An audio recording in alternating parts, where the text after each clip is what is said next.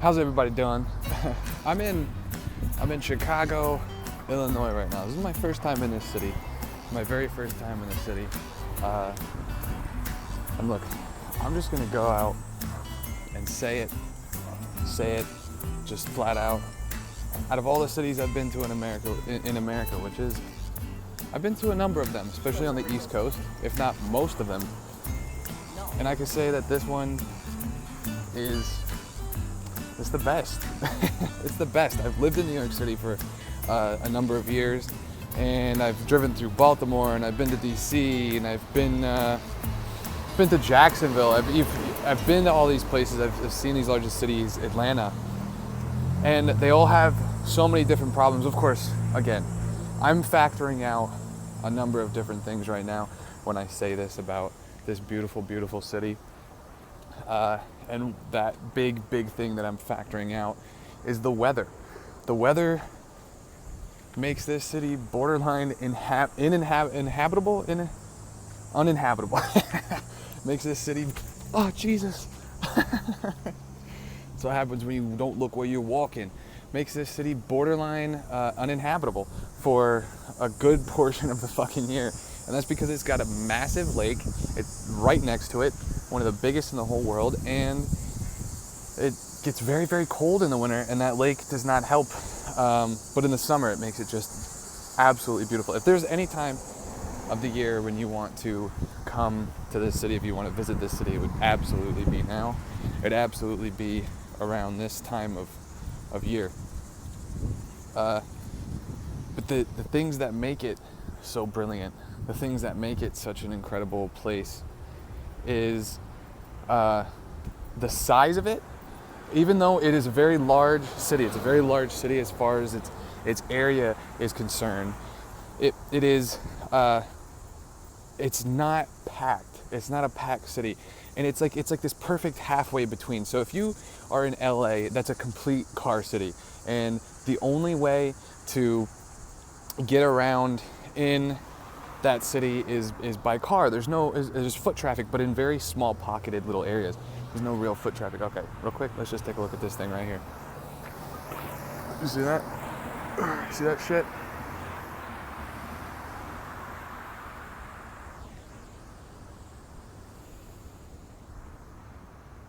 Very nice. Let's go take a look. Let's see if we can get up close here. Take a look at this shit right here. This is the St. Mary of the Lake Church. Let's see, I can assume this is a Catholic church. And it looks old as shit. Beautiful, beautiful. Anyway, let's keep talking. So if you are in, make up your fucking mind. Those cities make it very, very difficult to get around when the area is so large, because they have such a large area to cover, and for the city itself to sprawl out through, you can then have to have a car. Whereas New York City is very packed. It's on a very small little fucking island. What the fuck was that?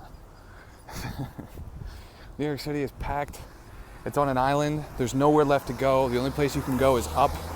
So everyone is a much higher population density than anywhere else in America, and everyone's just shoved into this little spot. They got nowhere else to go. There's no cars. You don't even want cars there. So it's all foot traffic. Everyone's just hustling and bustling and moving, and nobody has time to do anything because there's so much to fucking do. So if anyone is becoming friends with you or being friendly with you, it's usually because you've got something that they want. And it's just it's an interesting city. And I'm not saying that for all of New York City, obviously. It's a very blanketed statement, and no blanketed statement was 100% true. But it's a large portion of the city. It's a large portion of the city. And so it's almost as if Chicago is this cross between where a lot of people have cars, most people have cars, but there's also a lot of foot traffic. You can park your car somewhere, wherever you might live. You have any number of amenities at your fingertips right where you live. So you can walk out your door, you can walk down to your grocery store, you can go down to your bar. But at the same time, it's not totally destroying you to have yourself a car. It's not just completely, which in a lot of cities it is. very, very expensive to have a car in a lot of cities because it's you have to pay so much for parking. You have to just put so much goddamn gas in the thing. It's preposterous. It's preposterous. So this city is just it's so perfect for all those reasons, all those things coming together to make it the city. Not to mention that it's one of the most modestly priced cities I've ever been to. New York City, again, is astronomically expensive. If you want like a regular beer in New York City, you're gonna be paying at least $8. That's like baseline alcohol price. It's ridiculous. And they make the stuff out of like sugar and water. There's no reason why it should be so fucking expensive. But the reason it is because they have to like truck everything onto this island, and it's fucking hard. It's fucking hard. So there's upsell. It's crazy. There's crazy upsell in those cities. But this city is just absolutely gorgeous. It's fucking gorgeous, baby. It's beautiful out here. As a lot of people know, a lot of the country burned down in the late 1800s. Not a country. A lot of, as a lot of people know, a lot of the city burned down in the 1800s. You know, the big Chicago fire. So most of the architecture is not as old as it could be. It's interesting how the city works. As far as I can tell, there's mixed patches of suburban houses and then you have like the major city center, but then there's buildings and there's houses, and it's just, I like that mixture. It's not like one part is like, that's all houses and this over here is all buildings. Makes it a very strange environment. I like the mixture of everything. But the architecture, like I said, so a lot of the stuff is going to be either in the early 1900s when they started to rebuild, and then as the city like you get to the newer parts of the city, it's probably more 50s, 60s, that kind of. It's very well done public transit. The public transit is just another reason why the city is so great. Like, of course, all the larger cities now in America, a lot of them have bicycles you can rent. They're trying to become much more bicycle friendly. That is, of course, New York City does this, and DC does the same thing, and then of course here in Chicago they do this as well. But the public transit is just, it's a wonderful thing. So all the lines start from a central loop right by the lake, kind of in the middle of the city, and then they have lines that go out and extend away from that central loop. You can hear the train going by now. It's behind these houses right here. We can't really see it. But again, it's just another aspect of the city. So good transit, good public transit within a city is something that makes it, is a big, big part of what really kind of makes a city, you know? Especially which makes a city that somebody would want to spend their life in or live in.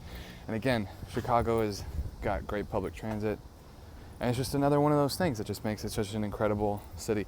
If you could live in it outside of 2 months of the fucking year, god damn. If you could do that, maybe if you could just live in Chicago for 2 months, and then as soon as it starts getting cold, you can like move down to Atlanta, and then when Atlanta starts getting cold, you just like shoot down to like Tampa, and then you just start the cycle again. You just keep jumping around from city to city. In an ideal world, right? Again, that's the other thing. City life is not for everybody. People do like to live in and around, like live very close to each other, like to live in cities, but it's not for everybody. I myself do like to get out in the woods, if you did not fucking know. Yeah, I like a balance, a nice balance in my life. Look at this dog. You like that dog? That's a beautiful dog. What kind of dog is it? Wheaton Terrier. Oh my gosh. Am I allowed to pet it? Sure. Okay. His name is Barney. Hello, Barney. He's just a year old. Hey, Barney. Want to say hello? Barney's beautiful. Well, have a beautiful day. You too. You see that? Even the dogs are nice in Chicago. Hell yeah.